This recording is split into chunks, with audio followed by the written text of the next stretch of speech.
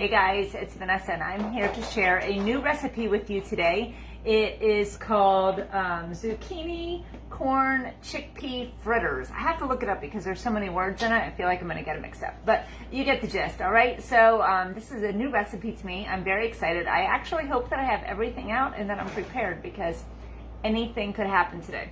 So I started getting some things ready because this has been on my mind for a few weeks now. I keep saving this recipe and coming back to it, and I'm like, it looks super delightful. And what better for this time of year than to use up some of these ingredients that you probably already have laying around. So I took the liberty already and I grated up a zucchini. This was not one of those that are like as big as your head that come out of the garden. This was reasonably sized. So I pulled about half a cup out and I have it wrapped up here in a towel so it can be soaking out the extra moisture. I have a can of chickpeas here we're going to come back to, okay? So I drained it out, and did you know that you should keep the aquafaba because you can actually use this for crazy stuff. Did you know that you can make whipped topping with that?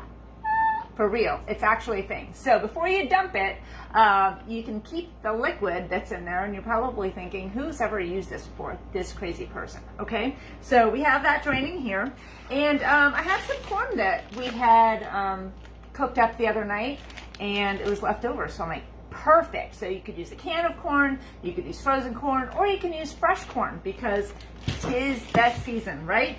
So what I've got here is it looks like we're probably going to use about 2 ears of corn.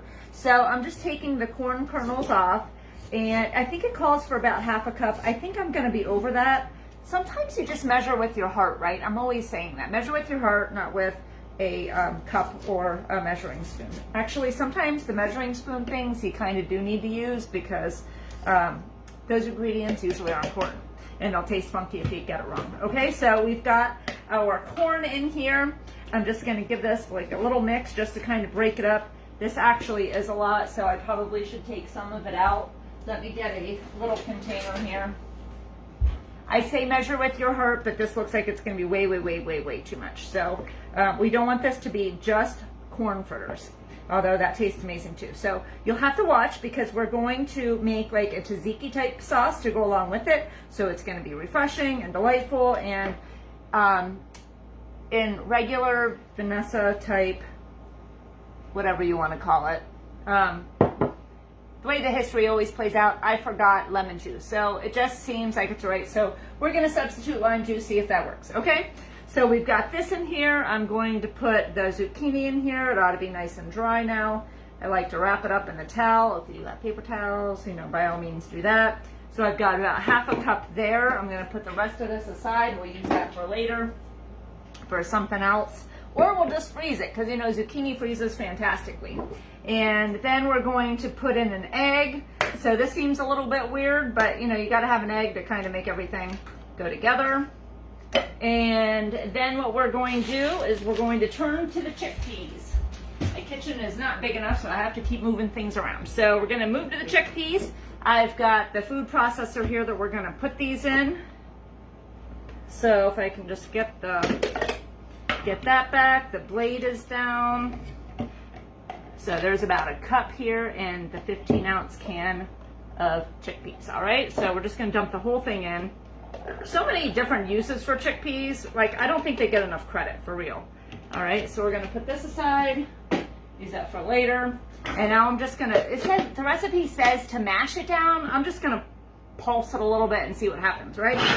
So pulse.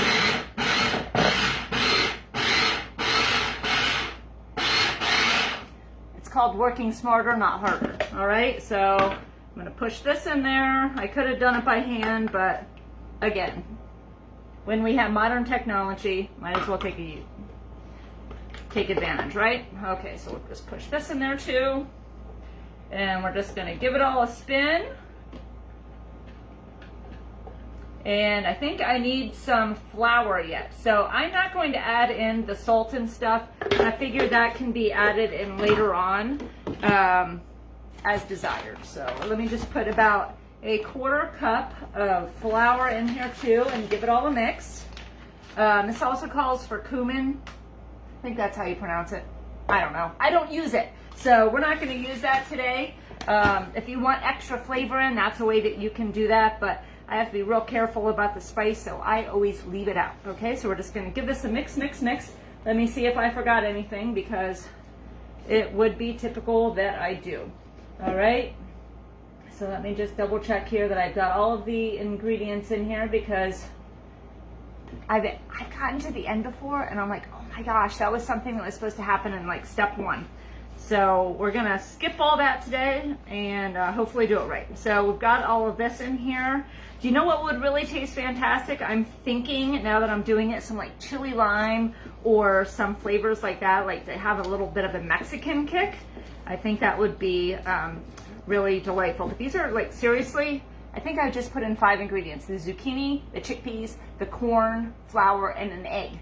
So that is it so far. So what I'm gonna do, this is all mixed up here, is we're gonna take a medium scoop. This is about 2 tablespoons, and I have oil already heating up here in the pan behind me. So this should be good and ready to go. I'm just gonna plop it in there, and I'm not sure if you would use like a large scoop, if that would make much of a difference, or if this is good to go, but we're just gonna use this size and put a bunch of these on here, and then we're gonna start the sauce. So this is a quick way that you can get a delightful side on the table for your family. If you want to put like some protein powder in here, you could probably do that. Very, very easy to mix and match. I don't know. I'm making up phrases. All right, so let me just flatten this down just a teeny little bit. Just go like a couple minutes on each side, I think. And while that's starting, we're going to start the tzatziki sauce. So to do that, I don't even know if this is technically like a tzatziki sauce. I've made it before. I love to eat it. I just can't remember.